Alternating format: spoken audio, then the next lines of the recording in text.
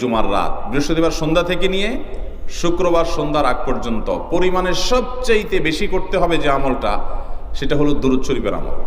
নবী করিম সাল্লাল্লাহু আলাইহি ওয়াসাল্লাম বলেছেন, আকসিরু আলাইয়া মিনাস সালাতি মিন ইয়াউমিল জুমআতি ওয়া লাইলাতিল জুমআহ, তোমরা জুমার দিন এবং জুমার রাতে আমার প্রতি বেশি বেশি দুরূদ পাঠ করবে, দুরূদ প্রেরণ করবে।